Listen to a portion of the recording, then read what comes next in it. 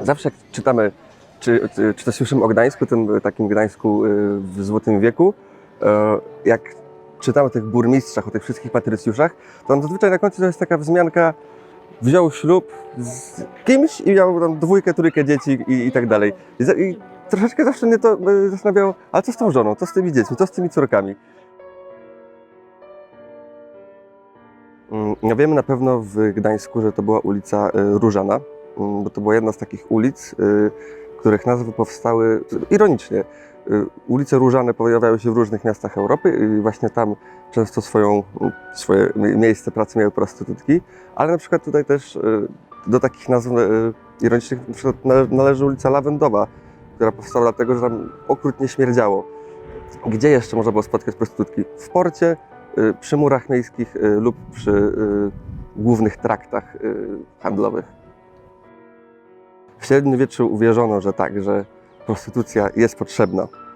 Porównywano prostytucję właśnie do toalety w pałacu, że może brzydko pachnie, ale jest potrzebna, żeby to było jakieś ujście dla tej energii młodych mężczyzn. No i z czasem to się zmieniło. Rzeczywiście już kiedy w Gdańsku mamy reformację, luteranizm, to dochodzi do głosu bardziej taka surowa moralność, ale wciąż prostytucja była zjawiskiem powszechnym, zwłaszcza w takim ludnym, portowym mieście, więc nigdy się nie udało jej wykorzenić. Zazwyczaj większość z tych kobiet nie miała szans na małżeństwo, a jeżeli już, to właśnie albo już będąc w małżeństwie weszły na taką drogę rozpusty, albo po prostu poślubając osobę, powiedzmy, z podobnej grupy społecznej, czyli z podobnego marginesu, więc no ale większość tych kobiet nie mogła na małżeństwo niestety liczyć.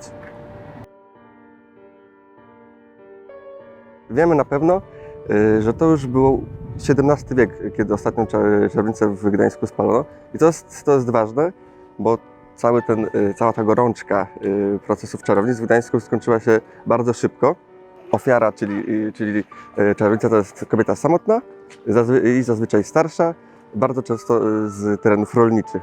Często chodziło o to, żeby taką kobietę na przykład przejąć jej parcelę czy zakład jej męża, więc rozpoznawano kobiety, no, po prostu szukając ofiary, można powiedzieć. A to było dosyć standardowe dla wszystkich tych procesów czarownic w Europie.